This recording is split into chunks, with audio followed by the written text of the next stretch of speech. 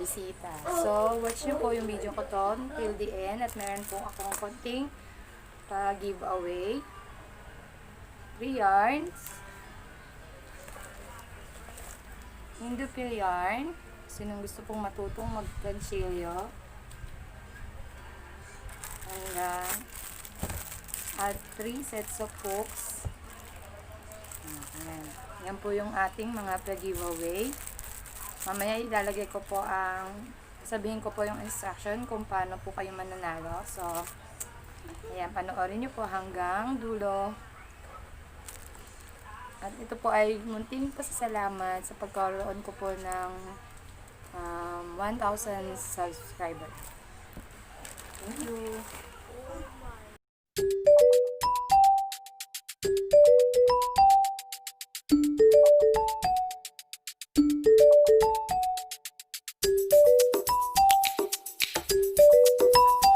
Hello everyone! Welcome back to my channel. I am Ed's Creator and Crafter. So for today's video po, tayo po ay mag-open ng Shopee haul po. Bali, ang lagi ko pong hino-haul, mostly Shopee, ay mga ginagamit ko rin po sa aking mga ganchilyo na project. So, ayan po. Pero bago po sana ninyong panoorin ng video ko, huwag niyo pong kalimutan na mag-subscribe sa aking channel. Pakiring na rin po ang notification bell para lagi po kayong updated sa mga bagong video na aking inilalabas. Yun din po, pakihit na rin ang like button, share button, at kung meron po kayong tanong or any suggestion, comment down below lang po at lagi ko pong sasagutin ng mga yan. So, tara na po. Open po natin yung aking na-haul sa Shopee na yarn.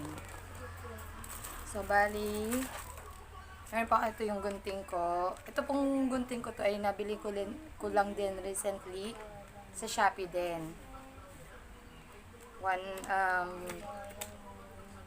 Kasi pwede na rin siyang gamitin sa mga projects ko sa pananahe, ganchilyo. Mukhang matulis naman siya. Heavy duty din. Mabigat po. Hindi ko na napakita yung pag-open ko nito eh. So, let's go.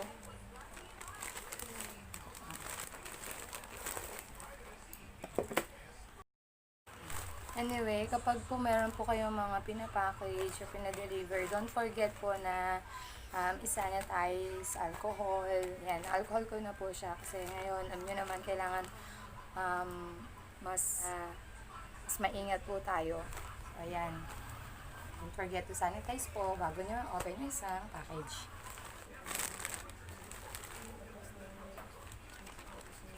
Mali yung yarn nga po pala na binibili ko ay mga local yarn po siya. So, bali, gawang atin po yan. From Baguio po ang mga ito. At meron po akong shop na laging binibilhan. Meron din siyang Facebook page. Kaso, ngayon kasi close sila. So, sa iba po muna ako nag-avail.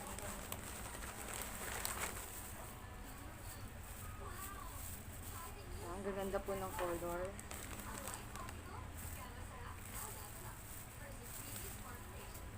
Kasi naka-plastic pa siya bukod sa nilagay sa And meron akong freebies na buttons. Nagko-collect din po ako ng mga buttons. So, isa sa mga favorite na collection ko yan. Open na po natin. Bale, ito pong mga yarn na in-avail ko.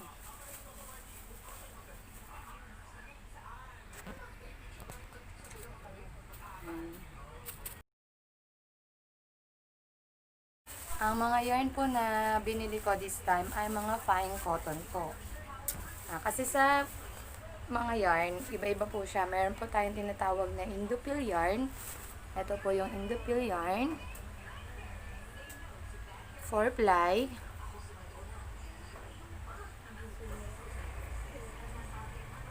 One, two, three, 4.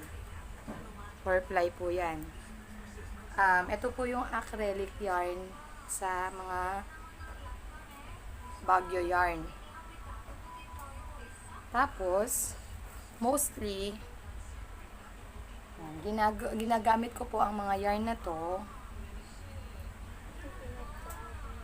sa amigurumis, bags, pouches, purse. Pwede rin to sa mga baby shoes. Pwede rin siyang gamitin sa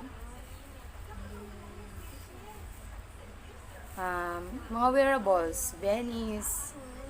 Yan. Pero, sometimes meron din kasing mas gusto nila na cotton yung gamit. May mga customer na nag-request ng cotton. So, ayan. Kaya po, mayroon ako nitong mga binili ring fine cotton. Ito mga indupil ko po ay mga stocks ko na yan. Yung mga ginagamit ko sa mga project na pinapakita ko dito sa aking video. Ito, bago lang to yung fine cotton ko. Meron ako mga stocks nito nasa bahay. Wala kasi ako. Nandito ako sa bahay ng aking mama. Yan. So, let's get yung mga yarn po natin. Magaganda po siya. Mga big cakes kung tawagin. Malalaki. So, pag may project ka, hindi mo kailangan, kung malalaki yung mga project na gagawin mo, so much better bumili ka ng mga malalaking cake. Mostly 200 gram pataas yung mga sukat niya para hindi mo kailangan yung putol-putol yung paggawa mo ng ganchilyo. Siya. Ito, ang ganda. Lambot.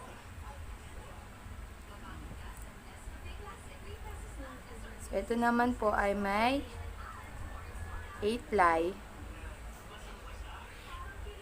Bibilangin natin na 1, 2, 3, 4, 5, 6, 7, 8. Ayan. Tapos, sama-sama siya. Pagka ginamit mo na to, sama-sama siyang gagawin. Ayan. Maganda to sa mga bikini top, face mask, sa mga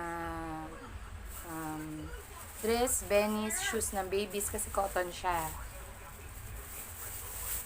Marami ring color na pagpipilian pagdating sa mga yarn. Yung binibilhan ko nito, lalo nitong indupil yarn, ang alam ko, dinadayo pa talaga nila yan sa Baguio. Dun, mas maraming kasi, mayroon kasi dung mabibilhan. May isang lugar doon na nabibilhan ng yarn. Sayang hindi pa ako nakapunta at nangyari pa itong ano. So, in case na may chance ako, talagang pupuntahan ko po yun para makita po yung shop na yun ng mga yarn. Naganda rin po ang indupil. Nung hindi, dati po kasi mas common kasi sa atin yung yarn na Monaco kasi mas madali siyang mahanap sa market. Mas madali, meron lang siya sa mga palengke na malapit sa atin, sa mga bookstores. Nung nag-start ako mag-ganchilyo ulit, so browse sa Facebook, na-discover ko nga itong mga yarn na to. So ayun, nung na-try ko siyang gamitin, maganda siya talaga actually. Unang-una ko talaga na-try na yarn is yung indupil. Lalagay ko po sa description box yung shop na binibilhan ko nito eh. Sayang hindi pa nga siya nag-start ulit mag-open dahil nga sa pandemic. Pero siguro mag-start na ulit siya mag-open itong mga months na to. Then, pagkatapos kong i-open, itong color na to ay turquoise. Nalagay ko na lang din yung mga color nito sa description box. Ito naman ay silver.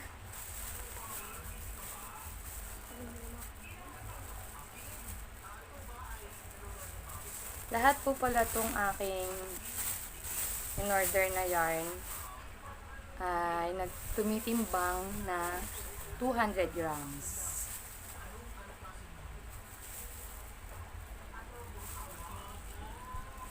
So, start.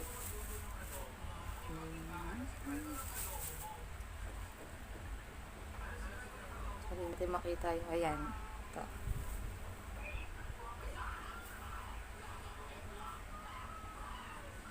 Check din natin kung ilang ply.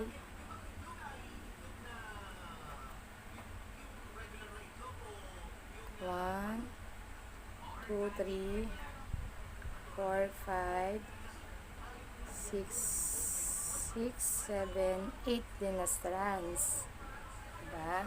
Tapos, kung gusto mo, pag gagawa ka ng isang project na mas gusto mo pong makapal, pwede mo siyang doblehin. Kumbaga, ang tawag, gagawin mo double pull. Ito, tapos hanapin mo lang yung dulo nito. Nasa loob yan. Ito yung isang strand, yung dulo. Nasa loob siya niyan. Hanapin mo lang siya. Then, ito naman yung isa pang strand. Bali isang pull, pangalawang pull, magiging double pull yung gagamitin mo. Ayan siya, oh. Ito yung nakaikot dito, yung isa nandun sa loob. Ayan. Bali, magiging 16 yung strand na gamit mo. Mas makapal yung kalalabasan niya kapag ginanchilyo mo. Ginawa mo na yung project. Ito yung ating silver yarn natin na ginagamit. Kasi malalaki yung cakes niya. Tapos, bali 200 grams siya. Tapos, ang mostly kasi, pag ganito, pag single pull lang, ang gamit ko na, ayan, ang gamit ko na hook, mostly, di ba, project ko, pinapakita ko po ay 3mm na size ang gamit kong hook. Masyadong kita.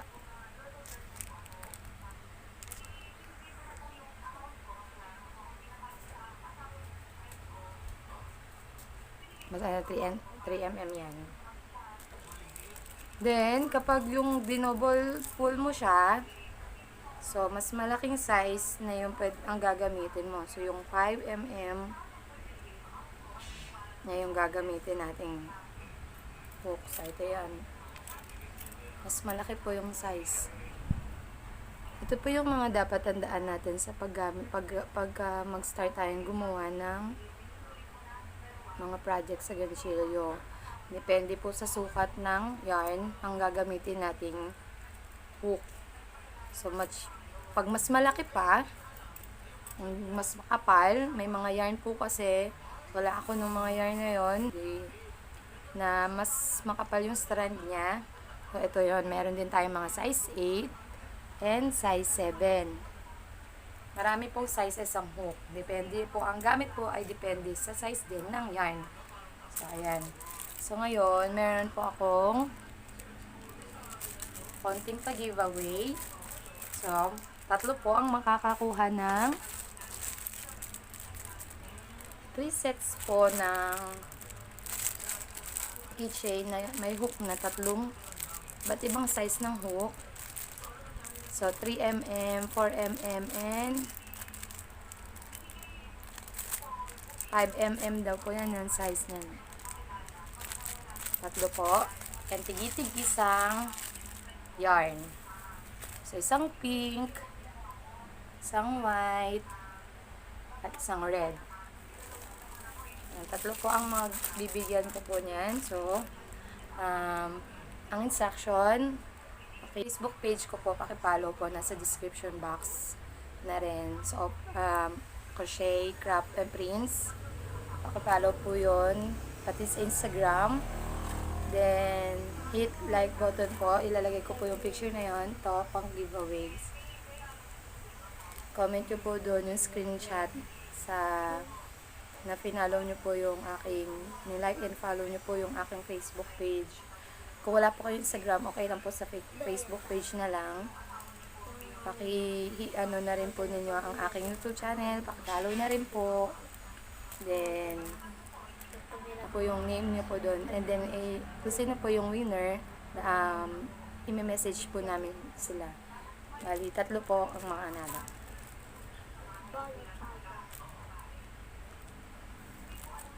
Thank you for watching po.